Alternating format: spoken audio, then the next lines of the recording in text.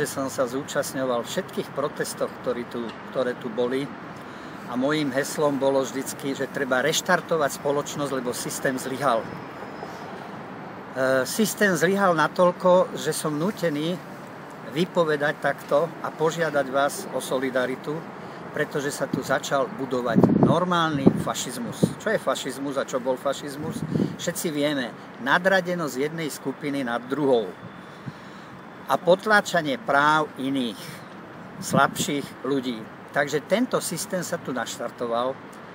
Ja som na to upozorňoval už od roku 1990, keď som založil 3 dni pred HZDS, HSP, Hnutie za slobodu prejavu. To znamená, že 3 dni pred Mečiarovým HZDS. Od tej doby, vážení občania, sa dejú okolo mňa také hrozné veci, že si dovolím povedať, že som prenasledovaný za slobodný môj názor, za moje politické aktivity, lebo moje hnutie HSP malo jediný program. Pod dohľadom televíznych kamier sledovať prechod z predtým spoločného vlastníctva do súkromného vlastníctva. No komu toto vtedy vyhovovalo? V roku 1990 som sa zúčastnil súťaže do politického systému a v roku 1992 som sa zúčastnil parlamentných volieb ako HSP, ktoré boli zmanipulované. Generál Čimo jasne povedal, že Vladimír Mečiar zmanipuloval voľby v roku 1992. Odtedy všetky vlády sú tu nelegálne. Nelegálne, pretože tie voľby neboli platné, boli zmanipulované. A ja som korunný svedok, pretože v tom čase HSP tiež sa uchádzalo o priazeň voličov do parlamentu. Takže moja spoveď je asi toto, vážení občania, že skrz tieto moje politické aktivity som bol natoľko prenasledovaný, že sa po mne strieľalo so samopalom, polícia to nedošetrila, vybuchlo mi auto, polícia to nedošetrila, vyhrážali sa mi zabitím, vyhodením do vzduchu môjho rodinného domu, až natoľko, že sme museli opustiť Slovenskú republiku v roku 2000 a odišli sme do Švajčiarska hľadať azyl. Vo Švajčiarsku nám poskytli azyl dočasný na 5 rokov. 5 rokov sme boli vo Švajčiarsku od roku 2001 do roku 2005. V roku 2005 nás vrátili Švajčiari s tým, že Slovensko vstúpilo do EÚ, takže už je tu demokracia, právny štát a môžeme si riešiť veci doma sami. Lenže čo sa stalo? Zatiaľ nám, vážení občania, môj rodičovský dom, ktorý som mal na Devínskej ceste 16, mi v nezákonnej dražbe ukradli. Keď sme sa vrátili, tak sme sa v momente stali bezdomovcami.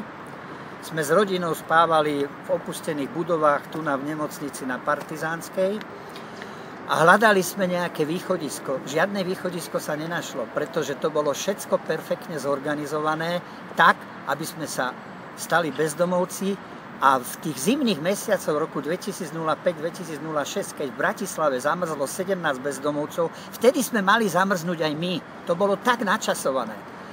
Podal som trestné oznámenie na neznámeho páchateľa, mala 92 strán. Podal som trestné oznámenie na konkrétnych ľudí, malo ďalších 90 strán. Všetko mi generálna prokuratúra zmietla zo stola. To znamená, že absolútne občan tu není vôbec chránený. Tak čo som začal robiť? Preto vás prosím, aby ste mali trpezlivosť, lebo dostanem sa k jadru veci. Tak po takých 3 rokoch, keď sme sa z toho bezdomovstva horko ťažko dostali, podal som 17 žalôb proti štátu, polovicu som prehral, pretože sa tu nedodržiava ústavný článok 154c. Vážení občania, tu je tajný dohľad nad občanmi. Tajný dohľad nad občanmi. A je tu predmet štátneho tajomstva, ktorý je v tom, že všetky orgány musia ignorovať článok 154c ústavy, ktorý hovorí: medzinárodné listiny, dohovory a zmluvy, ktoré Slovenská republika ratifikovala, sú nadradené nad domácimi zákonmi. A toto sa tu nedodržiava. Tu keď je niekto bezdomovec a neoprávnené, tak sa nedovolá spravodlivosti ani na polícii, ani na prokuratúre, ani na súdnictve. Pretože sa nedodržiava tento základný princíp rovnováhy medzi potrebami všeobecného záujmu a ochranou práv jednotlivca. Toto je problém tu na. A teraz by som chcel k tomu štátnemu teroru. Od roku 2008 som začal vysielať na internete relácie Koloseo. Začali sme vyrábať ako naša rodina tieto relácie, aby sme informovali verejnosť, že aký je tu stav v tejto spoločnosti. Vyrobili sme 72 relácií www.koloseo.info. Strašne to začalo ľuďom vadiť. Dokonca v našich reláciách účinkoval aj pán Sulík. Pán Sulík, môžete sa hanbiť. Nehnevajte sa, aj keď ste z pravice, ktorá by tu mala spraviť poriadok, môžete sa hanbiť, lebo som vám všetko vyrozprával a nespravili ste nič, keď ste bol predseda Národnej rady. Vyrobili sme 12 relácií kontra, kde sme poukazovali konkrétne na konkrétne veci, ktoré sa tu nedodržujú. Že súd v Štrasburgu je preťažený sťažnosťami. No a tieto všetky odozvy padli absolútne na neúrodnú pôdu, pretože v tomto štáte je nadradenosť jedných nad druhými, čo sa rovná fašizmu. Tomuto pánovi, prezidentovi Gašparovičovi, osobne som sa s ním dvakrát stretol, osobne mi podpísal na články, ktoré som kedysi o ňom uverejňoval, svoj podpis s tým, že pozrie sa na našu vec. V našom a v mojom konkrétnom prípade mi ukradli rodinný dom v mojej neprítomnosti. A jednoznačne judikatúra v Štrasburgu hovorí, prechod vlastníckych práv v neprítomnosti a nevedomosti pôvodného vlastníka je svojvoľné konanie a nikdy sa nemôže považovať za zákonné. A toto by mali v rámci článku 154c ústavy rešpektovať polícia, prokuratúra a súdy. Nerešpektujú to. Na polícii som neúspel, na prokuratúre som neúspel a súdne spory som prehral. Prehral som, i keď boli porušené moje ľudské práva. 17 žalôb som prehral. A teraz, keď došlo k najhoršiemu, že som kandidoval za starostu v Karlovej Vsi, tak sa mi ešte podarilo zozbierať podpisy a kandidoval som za starostu. Samozrejme, že tam vyhrala zo Smeru kandidátka, ktorá robila nezákonnú, absolútnu predvolebnú kampaň. Dal som na ňu trestné oznámenie. Samozrejme, že sa to zahodilo pod stôl, pod šuplík. Jedna vyšetrovateľka, tá istá prokurátorka, tá istá vedúca vyšetrovacieho úradu dostala niekoľko mojich trestných oznámení, ktoré sa zamietli pod stôl. Tak som sa rozhodol, že budem kandidovať za občianskeho kandidáta na post prezidenta, aby som sa dostal pred televízne kamery a mohol som povedať ľuďom, aké kroky by sme mali spraviť, aby sme tu spravili poriadok. Tu treba jednoznačne, žiaľ Bohu, tej kandidátke za prezidenta Slovenskej republiky som neúspel, lebo som ani nezačal. Pretože nasadili na mňa všetky možné konšpiračné tajné služby. Samozrejme, aby som vyzeral ako jeden človek, ktorý si tu vymýšľa a namýšľa, ale na všetko mám dôkazy www.koloseo.info alebo na YouTube Chorá demokracia. Nasadili na mňa konšpiračné služby, ktoré sa votreli do priazni mojej rodiny. A skončilo to tak, že moja manželka, vlastná manželka, s ktorou sme to ťahali 25 rokov a bojovali sme za ľudské práva, ma nakoniec zradila. Zradila ma, lebo dostala podľa mňa, čo mám ja vedomosti, 100 000 eur, to je vážený 3 milióny, aby ma opustila, aby som nemohol kandidovať za občianskeho kandidáta za prezidenta Slovenskej republiky. Mojím cieľom na internete si prečítate www.koloseo.info bolo rozpustiť parlament, pretože prezident má právo, keď parlament príjma zákony, ktoré sú v rozpore s Európskym dohovorom, má právo rozpustiť parlament, rozpustiť vládu a nastoliť dočasnú úradnícku vládu z ľudí, z aktivistov, akí sa tu stretávajú, ktorí vedia a majú srdce pre riadenie štátu a vyhlásiť nové parlamentné voľby. Ale nové parlamentné voľby také, že by nechodilo to ako doposiaľ, že reklama vyhráva, že kto má viac peňazí, ten viac ovplyvní ľudí.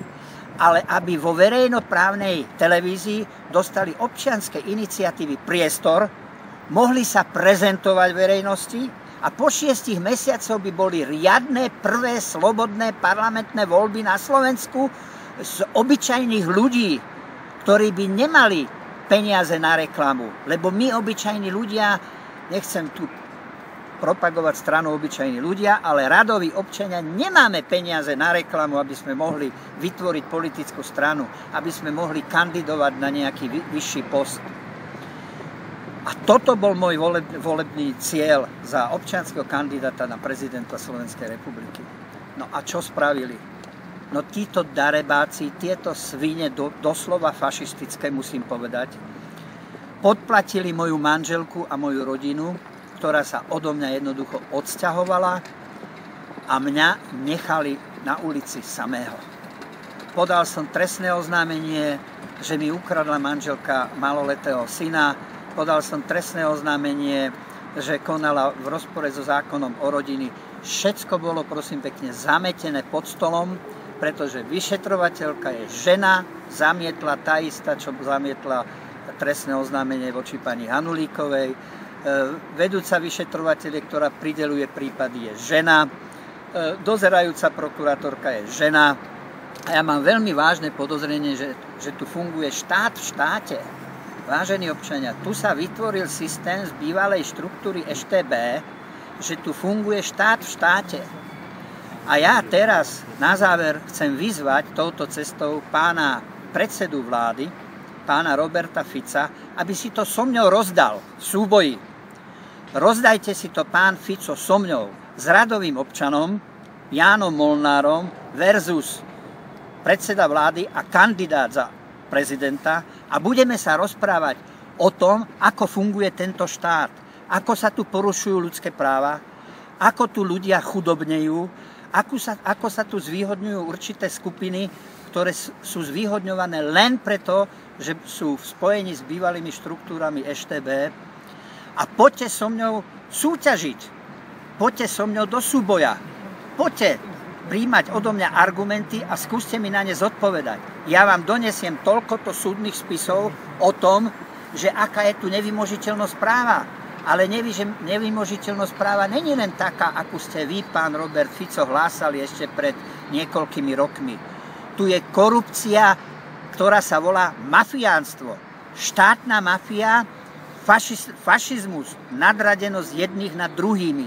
A toto treba odstrániť, pán Fico. To vy musíte ako kandidát a terajší predseda vlády položiť základný kameň, aby ste nedopadli jak Janukovič. Pretože Janukovič pôjde za svoje činy do Hágu a vy už máte okolo seba toľko ľudí, falošných a zlých, ktorí tu šliapu po ľudských právach. Môj rodinný dom ukradol jeden z vašich poslancov. Nebudem ho teraz menovať, lebo zajtra by som bol mŕtvý. Môj rodinný dom ukradla mafia, lebo ten váš poslanec je spojený s developermi, ktorí tu obchodujú ako mafiánske dražobné spoločnosti. Tu je toľko, vážený pán predseda, nespravodlivosti a vy sa na to len pozeráte. Ja osobne, Ján Molnár, som vám napísal niekoľko listov o nezákonnej dražbe. Napísal som niekoľko listov aj prezidentovi, pánovi Gašparovičovi. Odpísali ste mi vždycky, že nemáte kompetencie.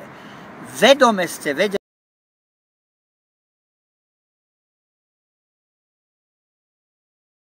orientovaní, o ktorom vy neustále hovoríte. Poďte sa so mňou rozprávať.